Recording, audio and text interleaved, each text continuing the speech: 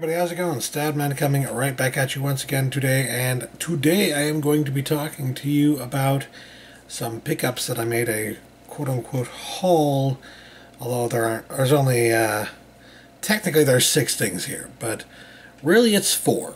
I'll get to that when I get to that, right? But point is, I got some stuff from the recent Arrow video sale, and it was an Arrow video sale for their British branch, so obviously it was Region 2 stuff mostly, but I have a Region 3 player, so not a problem for me. I was like, I'm going to take advantage of that right away, and that's exactly what I did. So each title came to like a lot of these were $7.50 each, and they were $7.50 in pounds, Great British pounds. In US dollars, it was something like $10, maybe $11 per title, which isn't too bad when you consider that, you know, it's Arrow video. Usually you pay like $15 to $20 or more for an Arrow release. So the mere fact that you can get any Arrow release for like 10 or even 15 bucks is pretty damn good, you know what I mean? I was definitely pleased to find out that they were doing a Arrow video sale, and I think it happened like the first week of October, something like that, and I was just like, oh man, I hope these come before Halloween, and they did! Yeah! So happy about that. Anyways, let's get started with Donnie Darko. Now, I already actually own the US release of Donnie Darko, but it's a fairly standard release. I'm not going to say it's bare bones, because there's some stuff on there. There's a little bit of meat on the bones there, but it's, you know, fairly standard basic release, all things considered. It doesn't come from a specialty label. They didn't take any time to put any love and care into it whatsoever, so I wanted to get this one just because, well, I think it's probably one of the best possible ways to have Donnie Darko on Blu-ray. And I mean, all I really need to say is take a look at that laundry list of special features, alright? So, brand new 4K restoration, so brand new 4K transfer, that's pretty damn cool, of both the theatrical cut and the director's cut. Audio commentary by writer-director Richard Kelly and actor Jake Gyllenhaal on the theatrical cut. Audio commentary by Kelly, cast and crew on the theatrical cut. Audio commentary by Kelly and filmmaker Kevin Smith on the director's cut. Deus Ex Machina, The Philosophy of Donnie Darko, a brand new documentary containing interviews with writer-director Richard Kelly, producer Sean McKittrick, director of photography Stephen Poster, editor Sam Bauer, composer Michael Edwards, costume designer April Ferry, production designer Alec Hammond, and actor James Duvall.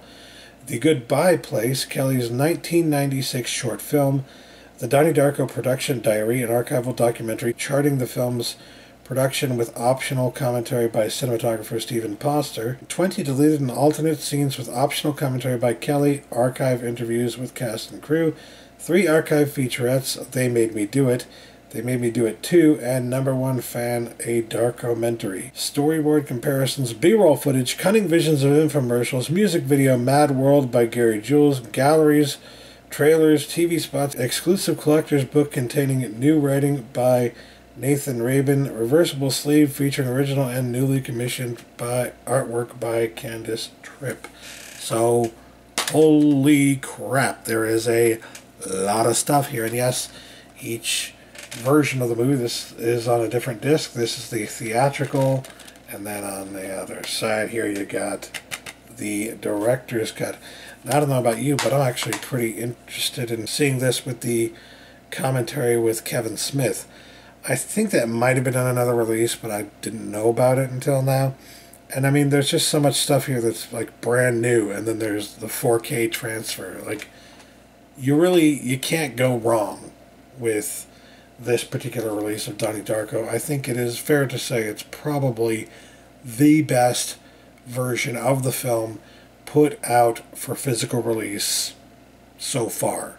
Maybe they do a better release for another label at some point, or I don't know, but I was just happy to get it, and it was, yeah, like 10, 11 bucks. I mean, that's a pretty damn good price, Arrow Video, and for all the special features and stuff that you won't find anywhere else. So, very cool stuff. Glad to have gotten this. And then I decided to pick up Audition, which is a pretty notable Japanese horror film. It is more of like a body horror movie, if you will, if you don't know anything about it. It definitely follows more along the lines of body horror, which is to say that the reason that it's horrific and the reason that it's scary is because the things that you're seeing, you're seeing things happen to people that will make you cringe, specifically because things are happening to their body, parts of their bodies, and stuff that just like, oh God, if you imagine that happening to yourself, you're just like, that kind of stuff.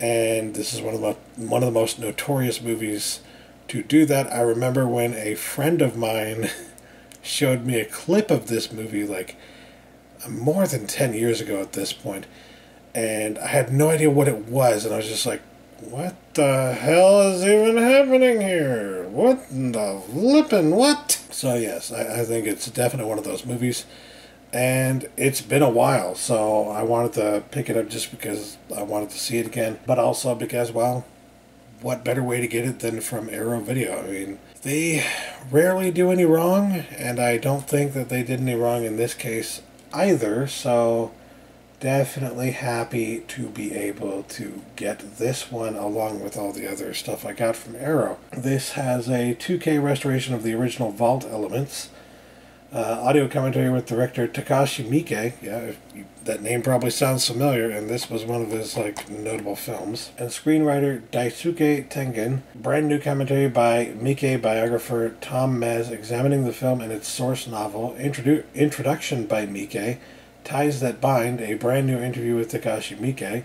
Interviews with star Ryo Ishibashi, Aihi Shina, Renshi Ishibashi, and Ren Osugi. Damaged Romance, an appreciation by Japanese cinema historian Tony Raines. Trailers, reversible sleeve covering original and newly commissioned artwork by Matthew Griffin. So, pretty damn cool stuff here as well. I love when they do the reversible covers. I mean, it's such a simple thing to do, but the major studios won't do it. They won't. You only get that with these specialty labels, so it's always a nice touch. And yeah, there do appear to be some special features on here that I would actually have some interest in. But for the most part, I just got it because I wanted to see this again for the first time in several years, at least a decade, at least. So, yes, glad to finally have it in my collection. It's just that it's kind of hard to warrant picking this up. It takes a while for you to think, okay, I'll finally get around to it, because it's one of those movies that you think, God, I never want to see that disturbing scene ever again. But that just means it's effective, right? You know, I can't necessarily be like, I'm never going to watch something again just because it has some fairly disturbing scenes. I mean, if it's a good movie, it shouldn't matter if it has disturbing scenes or not. I get the whole concept. Like, it's not that you don't like the movie. It's not the movie isn't good. It's just that it's way too disturbing for you to watch every day. And I'm definitely not going to watch this every day or even every year. I might watch this once every few years at most. But whatever I do end up having to do with this one, I'm glad that I now have it in my collection and I can watch it whenever I feel like it, or whenever I want to see somebody get freaking tortured in the most disturbing possible way. Awesome! Next up I got The Incredible Shrinking Man here on Blu-ray from Arrow Video. This is one I've actually never seen before, but I've heard so many people talk about it. I've known about it for a while. For those who don't know, this is the movie that Honey, I Shrunk the Kids was partially inspired by, because a lot of the effects that they used in Honey, I Shrunk the Kids were very similar, if not exactly the same as the effects that they use in this movie, The Incredible Shrinking Man. So, I wanted to get back to some of that original source material, as it were. I wanted to see some of the inspiration behind that, and a classic sci-fi B horror movie from the 50s. I mean, I love those kind of movies. I can't believe I've never actually seen this movie. I've seen a bunch of clips for damn sure, but I've never actually sat down and watched the actual movie. And for whatever reason, it seems like it's always so difficult to find on Netflix or Amazon Prime or whatever, what have you. So, I never actually, in the past few years, have had an opportunity to see it without having to try and get the DVD or something for God knows what price, right? So when I saw that not only does Arrow Video have this particular movie, but it's also on Blu-ray, and it was on sale for like $11, I was like, well, that's a no-brainer. This was actually the first one I put in my cart because it was just like, oh, I am getting that one, you know? I need to see this, for crying out loud. I don't want to wait anymore, and I'm glad that they have it. So, yes, this has a bunch of special features to go along with it. Brand new audio commentary by Tim Lucas, auteur on the campus Jack Arnold at Universal, an extended documentary about the early career of director Jack Arnold at Universal International Studios. There Is No Zero, Writing the Shrinking Man, an in-depth conversation with author Richard Christian Matheson about his father and the creation of the original Shrinking Man novel, original Super 8 home cinema version of the movie, original theatrical trailer, teaser, reversible sleeve featuring original and newly commissioned artwork by Sarah Deck. For those who are wondering, this is in fact the original artwork here, and I do like it a little bit better than the new artwork. There's nothing particularly bad about the original art, or the new artwork, I should say. But, you know, I don't like it as much, quite frankly. I just don't. I don't think it's quite as good as the original in this case. But yeah, once again, I am definitely happy that I finally have this in my collection. This is one I would probably get to watching immediately because, well, been wanting to see it for so damn long, and now I finally can do that. So, very cool stuff right here. And then last, but not least, as I said, there are 4 things, but technically 6, so how could one thing be 3 things? When you get the Hellraiser trilogy, oh, it's the Hellraiser trilogy. That was perhaps the stupidest thing, or one of the stupidest things I've ever done on this channel. This one was marked down to 20 pounds, which means, I mean, if I think about it, it might have been like $30, $33, something like that. I can't remember exactly what it came out to in US dollars. But it's definitely cheaper than it usually is. It's usually like 50 pounds or something like that. So it was pretty heavily discounted. And for the longest time, I've been thinking, I definitely wanted the Hellraiser Arrow release, the main movie. And I wanted Hellraiser 2 from Arrow Video as well. But I was not a fan of the third movie, alright? I was just not a fan of the third movie or anything that came after it. So I didn't really feel like getting the trilogy for a while, because for a while I was just like, I really only want the first 2, for crying out loud. Those are the only really good ones. The rest of them, I don't think are worth it. But, well, if you can get 3 of the movies for 20 pounds, I mean, sometimes you just have to bite the bullet and say, okay, I'll do it. And I'm sure they did that intentionally. They're just like, well, people don't really like 3 as much, so we're going to bundle it with the first 2, and we're going to make it impossible. What they did is they made it impossible to get the second film on its own.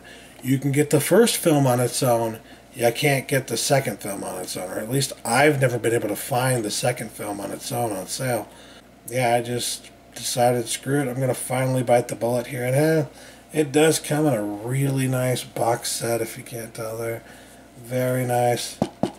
Fairly hard. I wouldn't say like the hardest box ever, but it's a pretty nice box set here. So can't be too unhappy about the fact that I also had to get this movie, which just honestly was just not as good. I'm sorry, it's just not that good. I mean, I may never watch that, okay? I may never watch it again, but I will definitely watch the first 2, Hellraiser 1 and Hellraiser 2, or Hellbound Hellraiser 2. I remember when I first started watching these movies with some of my friends for a movie viewing show that we did here on YouTube, I guess 5 or 6 years back, maybe longer. And, you know, we're going to go through all of the Hellraiser movies. And we started at number 1, and we went through all of them until we got to like number 5 or 6 or something like that. And at some point, I think it was the sixth movie, we got like 15 minutes into the movie, determined that it was just complete garbage and a waste of our time, and just said screw it. And we never went on with any of the other movies after that because, well, they're garbage, man. They're trash. Like, I never, just for clarification here, I never give up on a movie. I've watched some of the worst movies ever made. I had to, because for a little while there, when in my 20s, I was actually a bit of a critic. I wrote reviews for a movie site, a website online. And one of the things they had me doing was writing movie reviews for really bad horror movies, like the homemade junk, the stuff that even wasn't even necessarily homemade per se. I mean, some of these movies had budgets of over $1 million, but they were pretty low budget movies in general. And some of them, I mean, one of those movies has gone down in history for me as being the worst movie I have ever seen, because literally just everything about it factually was terrible. Like, there was even a moment where you could hear some people talking in the background that weren't, like, they weren't talking about the movie. They weren't talking about anything that was happening in the movie. They weren't people in the movie. It was just some random person talking in the background, and you could hear them clear as day while the characters were trying to talk. And I'm just thinking, okay, so that's another thing on top of this. I've never seen sound design that bad. I've never seen somebody miss something like that in sound design. Whoever did that sound design doesn't deserve to have their job, period, or to get paid for that terrible job that they did. I mean, I'm ranting about this movie now. Like, it's called Dead on Sight, all right? I recommend not watching Dead on Sight because it's a terrible movie. What I'm trying to say is, I got through Dead on Sight. I got through some of the most terrible movies you could even imagine.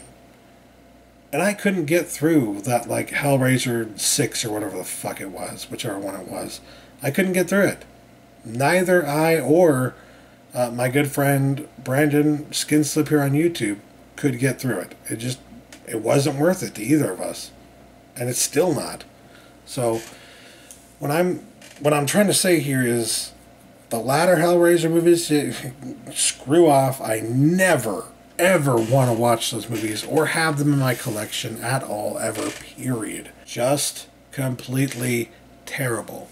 But these ones, the first few, they started out pretty damn good. And in particular, I was very impressed with 2. The second film is really freaking good. It takes a direction that I honestly was not expecting. The first one, you could probably say that about as well. The third one, again, I don't think very highly of it. I think, the one time I watched it was probably enough. I might watch it again since I have it now on Blu-ray from Arrow Video, but, well, we'll see, I guess. We'll see. Either way, the point I would make here is that I got this for the first 2 movies, and the first 2 movies alone, I wanted to have them in the best possible quality, and it looks to me that the best possible way to get them right now is here from Arrow Video. So yeah, there are a bunch of special features across all of these discs, including brand new restorations of the films, reversible sleeves for all 3 movies, which I showed you actually. I flipped them over to the original artwork. There's audio commentaries. There are a bunch of featurettes about the making of the movies, stuff like that. There's even draft screenplays, it looks like here. That's pretty cool. On-set interview with Clive Barker. Under the Skin, Doug Bradley on Hellraiser 3, Hell on Earth. Just a bunch of pretty interesting stuff here. I might actually check out that documentary about Hellraiser 3, even though I don't necessarily like the third one that much. Perhaps I talk too much trash about it, but yeah, I just didn't think it was that good, and then 4 was even worse. But I guess in comparison to the other Hellraiser movies, Hellraiser 3 is forgivable. It works a lot better than the others, the other latter ones. But that doesn't necessarily mean, like, it's good. Being good by comparison doesn't mean that it's great. I think that one's still at most a 5 out of 10, more like a 4 out of 10, and it's just I'm just not really interested in it anymore. So yeah, anyways, that is that in regards to the Hellraiser set that I picked up. Definitely glad to have the first 2 movies at least, because those were the ones I actually cared about, and to have them in a nice box set like this is also very cool. So yeah, all in all, I got 4 things, 6 technically, from the Arrow video sale. One of them is all 3 of the first 3 Hellraiser movies, and the other 3 are Donnie Darko, Audition, and The Incredible Shrinking Man. Very cool stuff, I think. What do you guys think, though? Do you think I talked too much shit about Hellraiser 3 and I spent too much time ranting about it? Probably. I'm going to guess you do, because that's what I think. Anyways, that'll do it for me. Thanks for watching, guys. Catch you later. Peace.